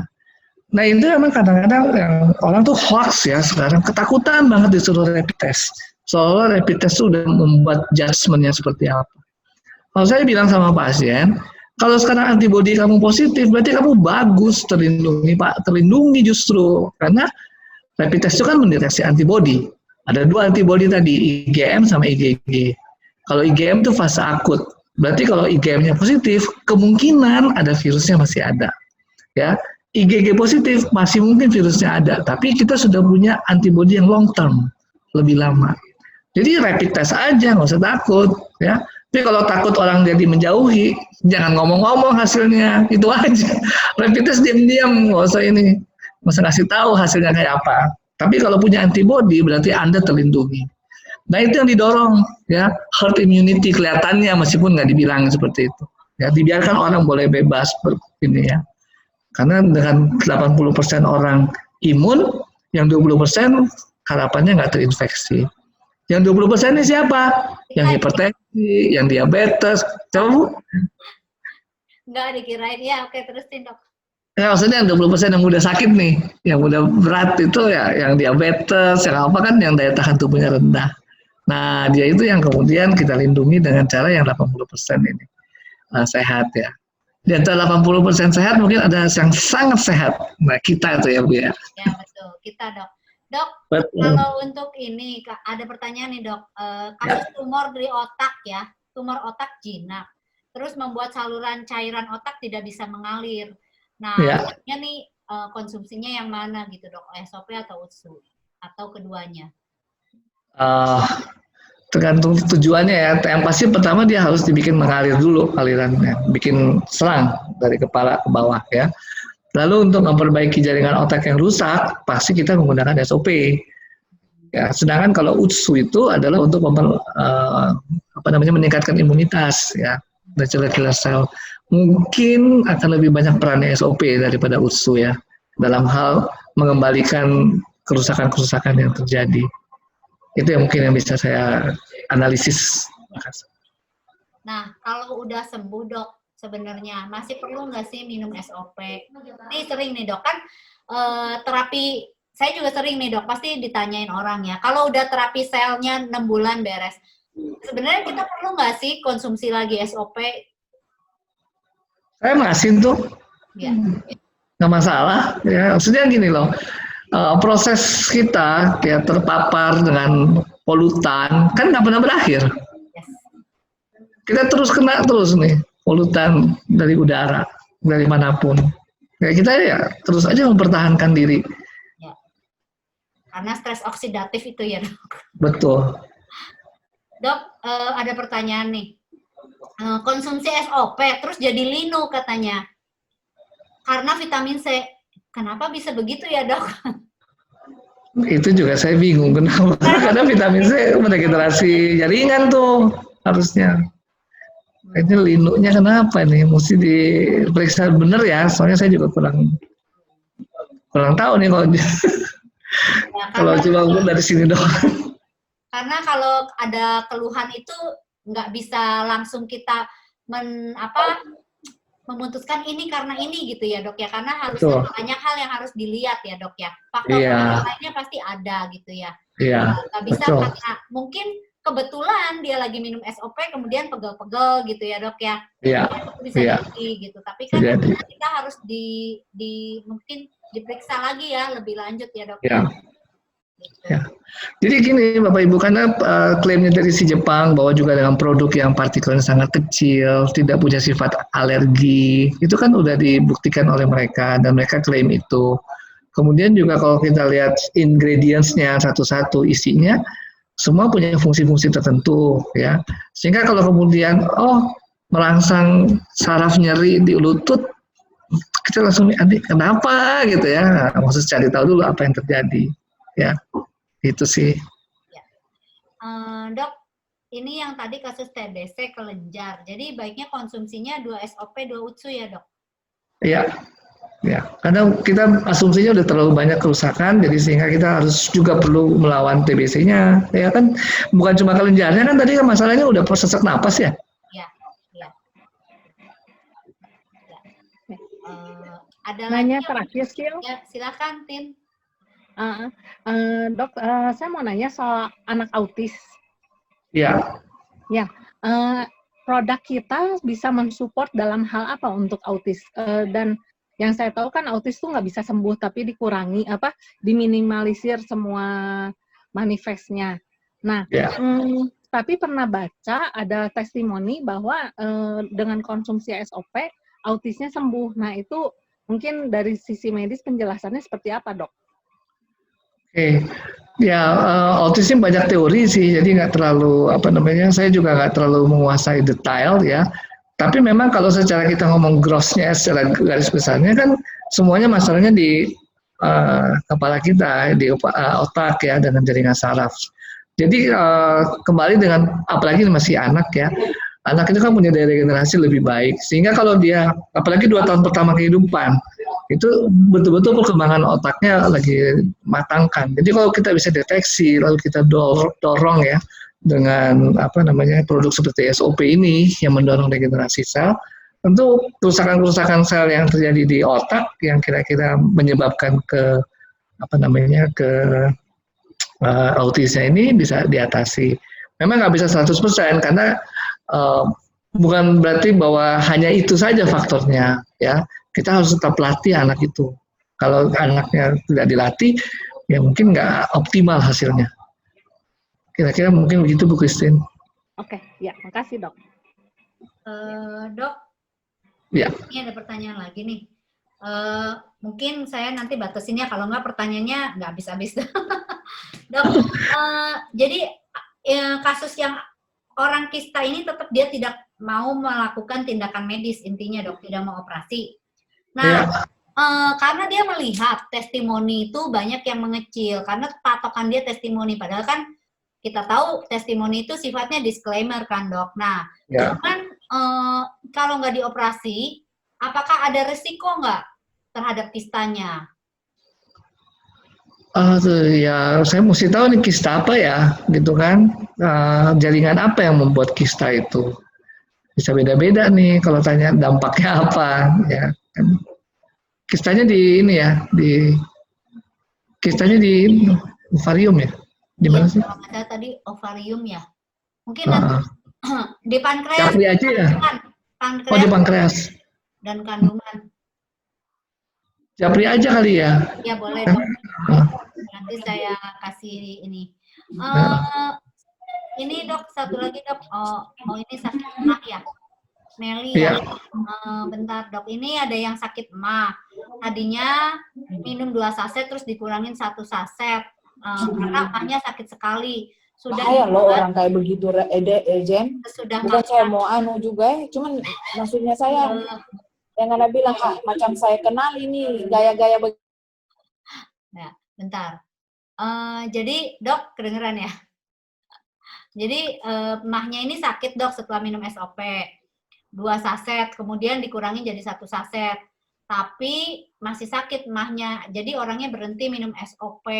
Sudah habis 2 box, kurang 6 saset. Udah nggak minum lagi SOP-nya, hampir 6 bulan baru hilang sakit emahnya. Nah, gimana dok? Ini sih saya sebenarnya punya pengalaman ini. Oke, ya kita evaluasi juga ya sakit emahnya apa. Karena kalau dari ingredients-nya kan ada juga vitamin C, ada yogurt di dalamnya, ada glutathione, mana yang kira-kira memang mempengaruhi emahnya. Tapi kalau orang punya sakit emah kronis, ya kebanyakan juga infeksi sebenarnya ya. Karena sudah terinfeksi, ya itu yang menyebabkan emahnya sakit. Selalu multifaktorial di dalam kita membahas penyakit, nggak bisa satu penyebab saja. Ya, dan kalau memang ternyata setelah diberhentikan SOP, 6 bulan kemudian baru hilang ya. Berarti bukan karena SOP ya dok? Kayaknya mungkin ada yang lain tuh, karena 6 bulan kemudian, kalau langsung kan langsung ya gitu. Jadi kadang orang berasosiasi begini, karena SOP rasanya agak-agak asam, kemudian asam lambungnya terpengaruh. Padahal itu 2 hal yang berbeda ya, rasa asam itu ada di lidah ya, tapi bukan berarti bersifat asam ya. Memang bersifat asam tapi asam lemah sebenarnya, karena asam vitamin C itu kan asam askorbat ya, tapi asam lemah. Asam lambung, asam kuat HCl ya, itu yang membuat sakit emah gitu ya, HCl gitu. Jadi beda. Asam lambung itu asam kuat HCl, sedangkan ini asam askorbat, asamnya sebenarnya lemah ya. Tapi orang mengasosiasi itu bahwa gara-gara rasanya asam, sakit emahnya kambuh. Ya. Jadi tadi slide saya juga, orang harus happy. Kalau dia udah bilang, aduh gara-gara ini, gara-gara itu, ya mindset kita akan mempengaruhi. Itu udah pasti. Betul. Jadi ada lagi nih dok, katanya dia minum vitamin C-nya dosis tinggi awalnya, jadi badannya sama sendinya ngilu. Apakah lanjut konsumsi SOP-nya? Aman nggak kalau dilanjutkan? Oke, amannya kan dalam konteks masih tetap ngilu apa enggak mungkin ya pertanyaannya itu. Ya saya nggak bisa jawab kalau ngilunya masih ada apa enggak, karena saya mesti analisis dulu nih kenapa dia masih ngilu ya. Gitu. Kalau dibilang aman, selama nggak ada masalah ketika awal-awal minum SOP ya pasti aman aja ya. Tapi apakah akan menyebabkan ngilu atau enggak? Ya, saya mesti evaluasi dulu nih ngilunya apa ya. Ada yang pernah kayak gitu, ternyata setelah ditanya-tanya, oh berat badannya 100 kilo. Ya bukan gara-gara SOP dong, berat badannya 100 kilo. Ya, lututnya menderita, kesian. Ya. Jadi kadang-kadang mungkin dia ada keluhan apa, dihubung-hubungkannya dengan SOP gitu ya dok ya? Iya, makanya konsumsi gitu kan? Ya. Makanya boleh japri loh, itu tugasnya saya di medical expert seperti itu. Kita coba, artinya gini loh, saya bukan karena SOP itu saya SOP semua enggak. Kita evaluasi lah. Kalau kayak tadi misalnya yang ruam-ruam tadi, kalau mau stop aja dulu. Nanti setelah itu coba lagi pelan-pelan naikin satu-satu saset gitu. Mungkin dari saya gini sih, Dr. Trevino ini adalah salah satu medical expert di AFC yang saya tahu banget. Kebetulan memang di bawah jaringan saya dan saya tahu banget nih upline-nya Asyong, Stefan Lee, dan Kokeli ya gitu. Jadi Dr. Trevino ini adalah dokter yang nggak pernah mungkin involved di dalam bidang network marketing. Dia pasti join di sini itu dia mempelajari sebenarnya SOP itu isinya apa, dan ini kan dari public pharmacy, dan kebetulan dokter pernah kuliah di Jepang ya dok ya? Nah bukan kuliah, jadi visiting professor di sana. Tuh, jadi apa dok? Visiting professor. Luar biasa. Jadi, malu ngomong gitu. Jadi maksudnya enggak dok, ini kita harus jelas juga karena beberapa itu jadi kayak ini dokter apa sih, kan sorry itu saya ya dok ya, maksudnya ada beberapa juga yang mempertanyakan ini kredibilitas dokternya, benar ya dok ya, jadi apakah benar sih yang ini karena apakah hanya ingin jualan gitu kan dok, ya. Itu kan yang kita juga jaga, dalam arti memang produk ini memang bisa dipertanggungjawabkan secara medis, ya betul gitu kan dok, jadi kita tidak juga overclaim kan dok, dengan SOP ataupun UTSU ini kita juga memang tidak overclaim, dalam arti dari tadi juga saya perhatikan kan dokter selalu bilangnya bisa membantu, tidak pernah ada klaim menyembuhkan, karena saya juga tahu bahwa itu sangat-sangat tricky untuk seorang dokter. Tricky, betul. Mengatakan ini bisa menyembuhkan, apalagi kredibilitasnya sebagai seorang dokter gitu, itu dipertaruhkan. Jadi memang apa yang dokter Trevino sampaikan ini saya tahu gitu, maksudnya beliau ini sangat hati-hati sekali gitu, bahkan awal-awal waktu join ya dok ya, kalau tanya hati-hati banget dokter nih untuk ngasih kayak dosis SOP atau UTSU ini, sekarang nih dokter Trevino udah lebih pede ya. Lebih fluent. Ya, luar biasa. Karena hati-hati banget, karena memang saya tahu dokter Trevino ini bukan dokter yang maksudnya terjun di network sebelumnya, baru kali ini gitu. Itu pun saya tahu karena dokter Trevino ini mempelajari. Mungkin dok cerita sedikit deh, kenapa sih dokter maksudnya waktu itu memutuskan join tuh apa gitu? Apa kan dokter kan seorang dokter yang sudah PhD nih ya dok ya, S3, mengajar para dokter di UI sampai sekarang ya dok ya. Nah pastinya nggak akan main-main dong. Kenapa dokter join gitu di sini? Oke, saya pernah visiting profesor di Jepang selama 2 bulan saya mengajar di sana. Jadi saya lihat Jepang itu beda lah kalau saya bilang dengan orang Amerika atau orang itu ya. Mereka pride-nya juga tinggi, dan kalau mereka ngomong iya, enggak gitu ya. Bahkan saya sampai sempat waktu saya ke Tokyo itu saya bilang, ini kok murah-murah amat nih jam Casio, jangan-jangan jam KW. Waduh, langsung pada bilang nggak mungkin orang Jepang jual KW. Ya, jadi saya tertariknya di situ ya, dari sifatnya si orang Jepang ini yang memang jaga mutu banget ya. Bahkan kalau saya bilang sih ya, dia emang lebih baik itu kan, jaga mutunya daripada dia malu, ya kan. Itu yang membuat saya tertarik pertama dengan produk Jepang. Lalu yang kedua, ketika saya diperkenalkan di sini ya, ada sainsnya. Jadi kan kita tahu life science ya, apa life science dok. Ya, life science gitu kan, ada sainsnya. Jadi saya sebagai dosen juga saya juga punya belief dalam sains ya. Jadi bukan sesuatu yang kayak kita ketemu di pasar jual obat kayak gitu aja, enggak ya, ada sainsnya. Dan itu bukan saya nggak pelajari, tapi saya pelajari. Pak Niko rajin memberikan itu ya, materi-materi sehingga saya bisa mungkin Ibu Sil yang dari awal udah lihat saya ada perbedaan kali ya. Karena dalam perjalanan waktu kan saya belajar juga. Yang konsul sama saya keluhannya apa sih, masalahnya apa gitu ya. Saya pelajari juga gitu. Jadi saya bisa lihat di sini dia akan berperan nih si SOP. Di sini mungkin perannya seperti ini. Di kasus-kasus saya ini perannya lain gitu. Jadi bukan berarti saya diam-diam aja sih Bu Sil. Bener Bu Sil, makasih ya udah di ini. Udah gitu. Dan ya betul sih emang saya pelajari ya produk ini. Saya juga bandingkan dengan yang lain-lain, apalagi kalau yang klaimnya ya stem cell tapi diminum. Nah itu udah pasti saya nggak akan percaya. Kenapa? Karena sel itu nggak bisa diminum. Kalau sel itu diminum, udah pasti akan dihancurkan oleh tubuh.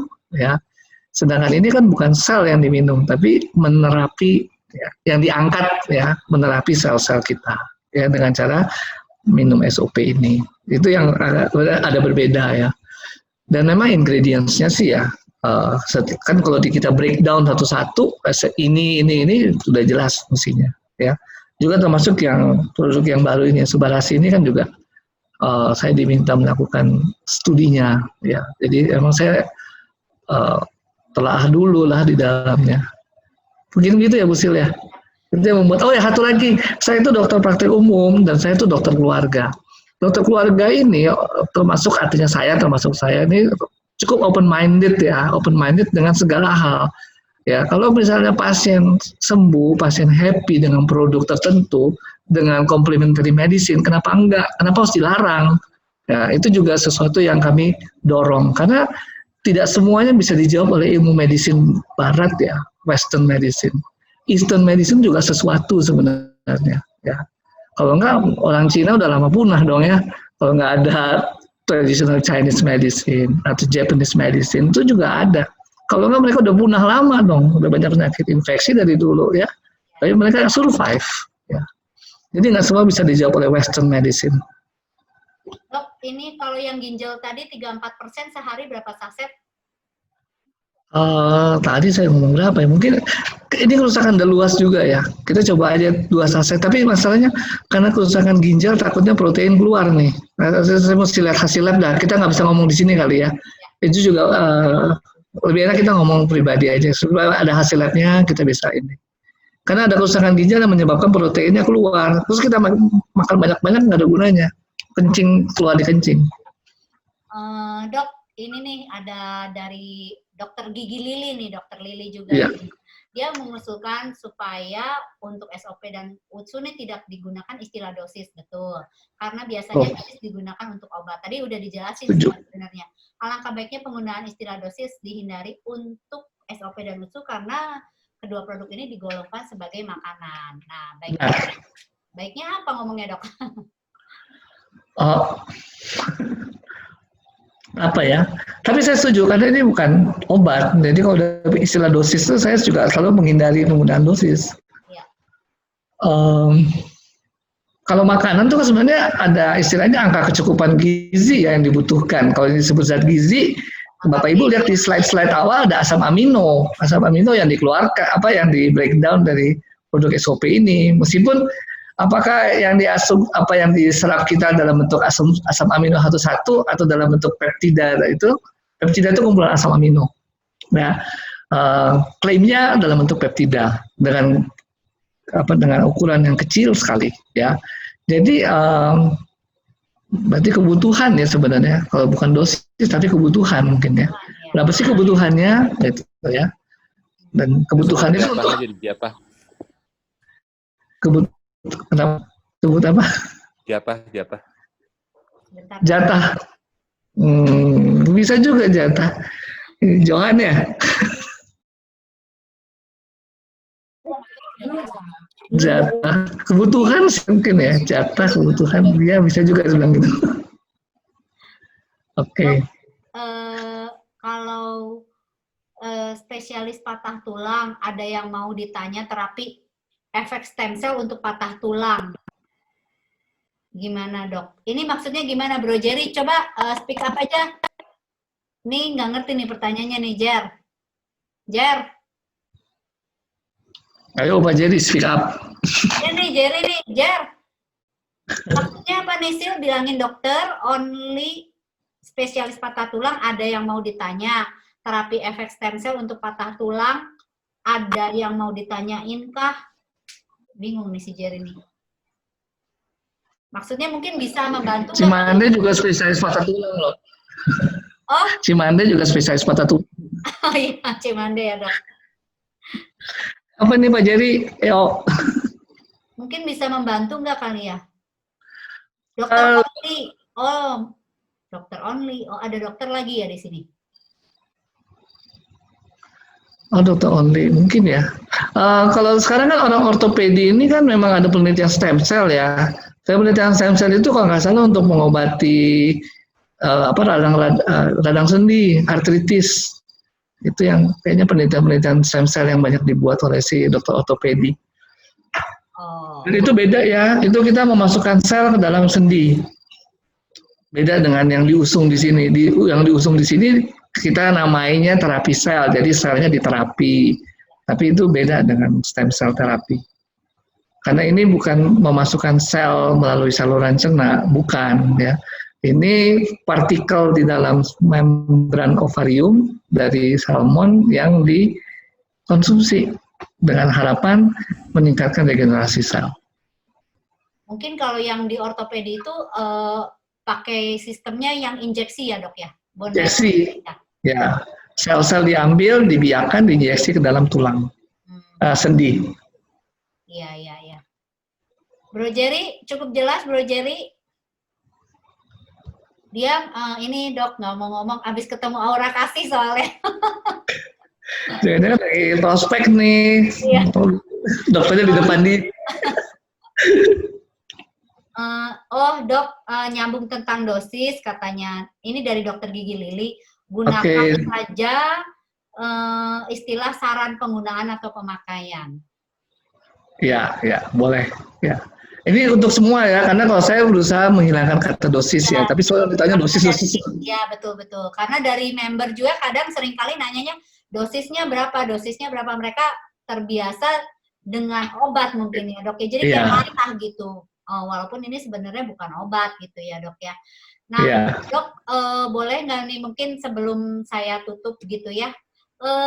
Sebenarnya ada beberapa kan mungkin para dokter medis juga pro dan kontra ya tentang misalnya SOP inilah, let's say ngomong tadi dokter kan bilang saya salah satu orang yang kebetulan dokter open minded gitu kan dengan sesuatu yang baru misalnya, tapi kan ada mungkin di luar sana para dokter juga yang mungkin alirannya western atau gimana gitu dok. Nah boleh dijelasin nggak dok, karena kan ada beberapa juga sama dokter saya nggak boleh nih minum SOP. Nah boleh nggak dokter jelasin gitu? Jelasin. Jadi gimana? Maksudnya gini dok. Sebenarnya kan kalau secara medisnya ini aman gitu. Tapi kenapa sih ada beberapa dokter yang mungkin melarang pasiennya untuk konsumsi ini gitu dok? Apakah apakah ada sorry to say ya misalnya, apakah ada nanti kepentingan lainkah ataukah karena mereka memang takutkah atau ilmunya belum nyampe gitu dok misalnya gitu? Ya terus terang sih kita mesti tahu juga ya masing-masing latar belakangnya apa. Memang benar ada dokter yang sangat western medicine ya, sehingga semua yang namanya complementary medicine itu ditolak ya, bukan cuma SOP. Tapi kalau ditanya nanti minum jahe merah apa ya. Tapi kalau tahu tuh empon-empon tuh ya, yang ngomong tuh profesor mikrobiologi molekuler tuh dari UNER, tapi ngomong empon-empon juga ya dalam konteks COVID. Jadi tergantung dari dokternya. Nah, kenapa dokter yang profesor biologi molekuler ngomong empon-empon? Karena dia ngerti. Jadi nomor 2 yang menyebabkan adalah kita ngerti nggak nih barang, ya, ngerti produknya apa tidak, gitu kan? Jadi satu dia memang belief, yang kedua adalah ngerti. Ya, kalau udah belief kita udah susah nih ngoreknya. Tapi kalau masalah knowledge, pengertian kita bisa kasih pengertian, ya. Tapi ada juga yang masalah lain ya, kayak contoh autoimun itu bukan masalah belief atau masalah tidak mengerti, tapi itu masalahnya personal, lain cerita lagi. Kenapa dokter? Ada dokter yang nggak mau diguruin, nggak mau dikasih tahu. Dok ini kata tuh ini, waduh, jangan berani-berani guruin dokter. Dokternya kalau kayak gitu, jangan deh, jangan gitu. Begitu kita ngasih tahu gitu, malah dokternya jadi marah, gitu kan. Terus langsung bilang, yang dokter lu atau situ apa saya gitu, waduh, ya. Itu beda-beda lah, mesti kita kenal juga lah ya. Atau misalnya cara penyampaiannya lah, ya. Karena mungkin dokter juga banyak ininya ya, pro kontranya, karena ininya sampai sekarang aja istilahnya masih research itu pro kontra ya dok ya? Ya, riset itu adalah kebenaran nisbi, kebenaran nisbi. Kebenarannya itu nggak absolut gitu. Kalau kita ngomong Tuhan ada atau tidak itu absolut, nggak bisa ditawar-tawar. Tapi kebenaran dalam pengetahuan sekarang benar, besok nggak benar, nanti benar lagi gitu. Jadi nggak masalah, itu riset lah itu. Dan itu tergantung siapa yang meriset, siapa hasilnya gimana. Jadi ya emang kalau pengetahuan begitu ya, berubah-berubah ya, tergantung. Jadi kebenarannya nggak mutlak sih, nggak absolut. Dok, mungkin terakhir nih Meli, silahkan kalau mau nanya ke dokter sebelum saya tutup nih, Meli, boleh? Ya, oke, Ci. Dok, saya mau nanya. Suami saya kan sakit pinggang HNP di lumbar ke-4 apa 5 gitulah. Oke. Dan lumayan keluar agak banyak. Tapi setelah hasil kata dokter sih itu medium katanya, nggak terlalu mengganggu. Cuman memang mengganggu sekali menurut suami saya sampai ke telapak kaki. Nah, jadi telapak kaki kalau ditekuk sakit gitu, Dok. Nah, terus dari gitu kemarin kan saya coba SOP, pertama coba tuh 2 saset. Nah, setelah makan hari pertama tuh enak banget, terasanya enak sekali. Sampai tidur pun, bangun tidur sampai pinggangnya nggak sakit. Biasa dia kaku banget pinggangnya dan enak gitu setelah minum 2 saset. Terus besoknya dia coba lagi minum untuk 1 saset gitu. Dia pengen trial error gimana sih ini, apakah ini ada obat penahan sakitnya atau enggak gitu. Nah, setelah minum 1 saset, terus akhirnya nanti kadang 2, kadang 1, kadang 2, kadang 1 begitu, Dok. Tapi yang dia rasakan sekarang tuh memang si telapak kaki ketika ditekuk tuh nggak sakit. Tapi memang bagian di pinggangnya masih terasa sakit. Nah, tapi kalau digrafikin gitu, Dok, dari pertama kali minum tuh grafiknya tuh sampai tinggi sampai ke atas gitu. Tapi setelah minum tuh agak turun sekarang tuh. Dan sekarang akhirnya nanti naik sedikit, nanti turun sedikit, nanti naik sedikit, turun sedikit. Kok bisa begitu gitu? Sampai si suami saya nanya, ini bener apakah nanti kalau misalnya lepas SOP tuh apakah akan balik lagi ke awal gitu? Itu, Dok. Thank you, Dok. Oke, ya, makasih. Jadi kalau masalah apakah SOP mengandung anti nyeri, jawabannya tidak. Dan itu bisa dilihat di dalam kemasan. Dan kemasan itu kan dilegalisasi oleh BPOM, jadi nggak boleh bohong. Kalau bohong ketahuan bisa di bredel tuh usaha ya. Jadi udah pasti nggak ada anti nyeri. Lalu kalau memang ada efek anti nyeri, sebenarnya mungkin bukan anti nyeri, tetapi perbaikan dari jaringan-jaringan yang rusak. Kalau saya bisa katakan demikian ya. Kenapa kalau Bapak Ibu tahu ya, kalau keluar itu namanya kan antara tulang itu ada bantalannya. Itu bisa melesak sedikit keluar tadi yang diceritakan Ibu Meli, itu bisa menyentuh saraf, jadi sarafnya akan terjadi peradangan. Nah, itu kan akar dari saraf. Jadi kalau tersentuh, terjadi radang, nyerinya merembet sampai di kaki. Ya, namanya radang itu udah ada sifat stres oksidatif. Kemudian kita berikan antioksidan, kita berikan itu pasti akan mempengaruhi. Ditambah mungkin ada perbaikan jaringan-jaringan di sekitar peradangan tersebut sehingga ada perbaikan. Lalu kenapa kok naik turun, kadang enggak, kadang ada, kadang enggak gitu. Sekali lagi namanya penyakit tidak bisa satu faktor aja. Kita mesti lihat yang lain. Oh, mungkin yang saat ini lagi lebih banyak duduknya, atau yang saat ini mungkin tidurnya bagaimana, ya. Sehingga kemudian bagian tulang belakang yang melesak itu ya bergerak, kan dia bukan statis. Bukan kayak kayu yang diem aja, dia statis, dia bisa bergerak. Sehingga kemudian kondisi tertentu lebih sakit, kondisi itu enggak sakit. Memang jalan keluarnya biasanya sih dioperasi ya, dimasukin lagi tuh yang melesak keluar itu, ya. Sehingga itu bisa lebih permanen lah sifat antinya menyelesaikan masalahnya. Mungkin Bu Meli mudah-mudahan bisa menjawab.